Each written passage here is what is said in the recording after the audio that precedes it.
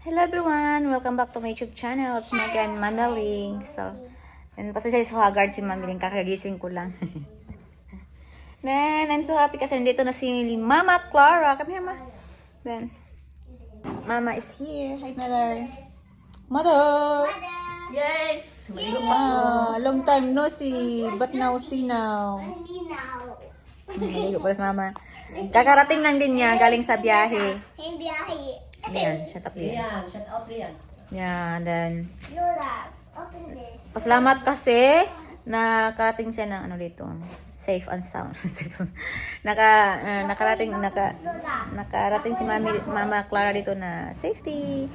Kasi ano guys, supposedly tomorrow, today ka magbiyahin tama no? Oo. Then tomorrow ka ma-arrive diri. Yes. Kuan? Biyahe? Yeah.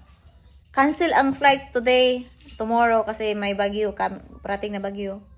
Yeah, so buti na lang guys, napaisip na change yung plano ko na Sunday siya mag-travel. Yeah, kasi sa isip ko rin ba na baka may something na yung kakulian, mga something yung ganun bang biyahe. So gusto ko may extra talaga day. So, tamang-tama talaga kasi today is walang travel. Dapat ngayon si Mama sana mag-travel. So, travel ko siya yesterday. Yeah. Kahit hindi ko alam na may bagyo guys, pero yun ang nararamdaman ko ba.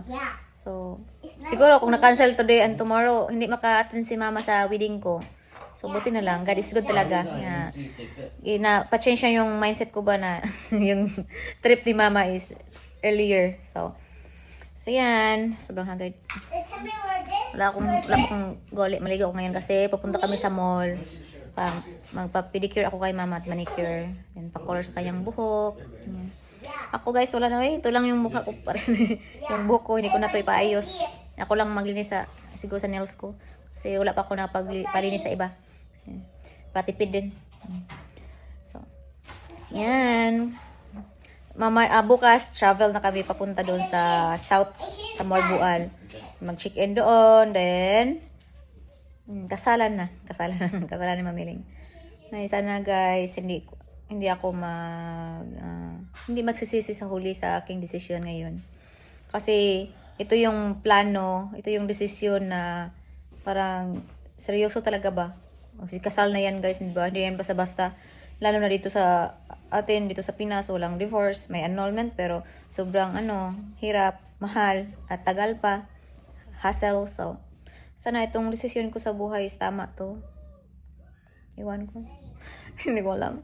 Pero ito naman yung goal ko na makasal ako before 30. So, 30 na ako next year. So, parang gano'n na talaga ba? Parang binigay na to ni God sa akin, yung goal ko, yung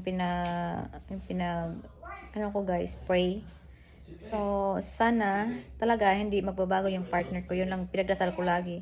Na hindi ako magsisisi sa huli kasi dyan naman talaga ang pagsisisi ay nasa huli. As always. So, sana hindi magbago yung partner ko. Yun lang dinadasal ko lagi. Yan, sana nagsabi sa akin na sana tama yung decision ko ngayon na magpakasal. Commitment, lifetime commitment na to, yung kasal. Hindi to joke lang na pakasal lang kasi ganyan. Hindi. Take a rest. Ganun. Ukas-ukas ka diha, bawal makita sa camera. Makuan na ni kuan. Bawal na. So, yeah. Same sa mama ko at papa ko kasi parang may trauma din ba ganyan ba? Kasi si papa daw kasi before sobrang bait, walang bisyo, wala lahat yung hindi pa siya nakasal ni mama. After sa kasal, doon lumabas lahat yung ugali ni papa na sobrang gandang ugali. Ayan ba yung lahat yung ugali na ni mama, punch ni mama, mangulata sa Bisaya pa, uminom, sugal, ganun lahat ng bisyo. Lumabas yung tapos ng kasal. So matakot ako ngayon sa akin naman kay Dan, baka lumabas yung sa ugali. Pero so far magna 9 months na kami. 9 months I think, yeah. Mag 10 months. Wala pa naman ako nakitang red flag na matawag natin red flag. Wala pa naman so far. So sana yung pinakita niya yung pagsasama namin sa haba ng panahon. Haba na ba ng panahon yung 9 months? Basta ganun ba? sana, totoo yun, at hindi magbabago. Yun ang pinagdasal ko lagi talaga. At para kay Lian, kasi, in case man magbago, ganon, lumabas yung tunay na ugali, balik agad naman tayo single mom. Pero yan, kasal na. So, hirap na yan. Nak, ngayon, nak. Hindi, magligo ka after ni Ma'am Lola Clara, go. So, yan naman talagang buhay. Hindi ko na lang, sa ngayon is mag-think positive na lang ako. Focus na lang ako sa positive ways. Sa positive, ano na. Yeah, just keep that. So, yan na guys. Chika lang ako konti. Kasi, sa wakas, maging misis na ako sooner. Then, yeah, hindi to bero na, desisyon. May nagsabi din ka sa akin na baka daw magsisisi sa huli. Ganon. So, wala namang masama, mag-try. Try and try lang tayo. Mag-take a rest. Hindi naman natin malaman, di ba, kung hindi tayo mag-try. Take a rest. Maputla yung labi ko, lagom ang labi ko guys, kasi wala pa akong lego. Kagising ko lang. So, ayan lang. Konting chikahan. May nag-ano kasi sa akin baka na sana daw hindi daw yung desisyon ko ngayon, sana hindi ako magsisi. Yan. Yung ama din ni Lian, nag-ano sa akin na sana okay naman guys, okay naman kami. Sabi lang niya sana hindi daw kami saktan ni Lian. Ganun ba? Sana ngayon is mag-go with the flow na lang ako. Focus sa positive and pray lagi. Ganoon naman talagang, 'di ba, ang pamilya yung marriage life, yung ganun, may mga pagsubok din, 'di ba? Part na yan siguro sa mag-asawa na may konting hindi pagkaintindihan. Ganun lang, pero yung sinabihan ko naman yung si Dan, yung fiancé ko, na if ever hindi kami pag-intindihan, may pag-alitan kami, basta wag lang niya akong sasaktan physically, yeah. Emotionally, yeah, maybe hindi natin yan maiwasan, pero yung physically, ayaw ko kasi maranasan ni mama na bugbog sarado, yung physically abuse. No. Kasi, yun yung pinakaayaw ko. Handa akong maging ulit single mom kung sasaktan ako physically. Siguro. Hindi ako matakot na sabihan namang single mom, ganun, papalit-palit ng partner. Kaysa naman magbabugbog lang tayo, di ba?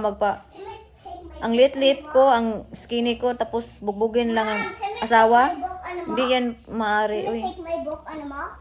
No, we can buy another day. Yeah. So, ayan, 'di ba? Hindi ako magpaka-martyr para tawagin lang na okay, happy family, complete family. No, bala ka. Yun kasi yung experience ni mama before, how many years siyang nagtiis, nagpaka-martyr, magpabugbog lang, sasaktan physically, emotionally, mentally. So, yeah. Sinabihan ko na yan yung si Dan. If ever sasaktan niya ako physically, i-abuse niya ako na ganyan, wala akong pake. Kahit kahit may pera ko, bigyan niya ako ng allowance, so whatever, ganun. Kung sasaktan ako. So, yun yung pinakaayaw ko. And also, si Lian, yung anak ko, syempre, kasi iba talaga pag anak mo talaga, di ba? My finger. Yan lang. Then, prangka naman ako. Then, I'm gonna walk in. Yeah. I'll probably get some coffee from him. take care. Oh, my finger. Because there's camera.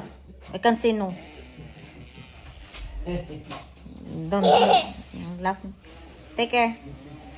Alas na siya guys kasi mag-gym, magpa-laundry. Magpa-laundry kasi hindi man ako maglalaba dito. Maglaba ako yung mga panties ko, ganun. Yung mga ito, cover. Kasi hindi ko naman to ipa-laundry na. Pero yung mga damit namin, lalo na sa kanya, Lian, pa-laundry niyan. Ayaw man niya akong maglaba. Kasi, wasting time. Ganun daw. Hago ko daw. So, pa-laundry daw kasi pagdating nito, okay na, mabango na. Isusuot na. Ready to wear na. So, kami, malakad kami. Lian, after ni Lola Clara, mag-shower ka, okay? Yeah, I shower first. Lola shower first. So, yan lang. Yeah. Magpasalamat talaga ako sa inyong lahat, guys. Guys. sa yung walang sound support sa akin na andyan na nanood kahit sobrang boring na yung content ni Mamiling. Pasalamat ako sa inyo kahit kaunti lang kayo na manood sa akin pero malaki na yan para sa akin. Salamat ako. Ayan, ayan. Ready naman yung mga damit ko, damit ni Lian, damit ang susuotin namin para sa kasal, ready na lahat.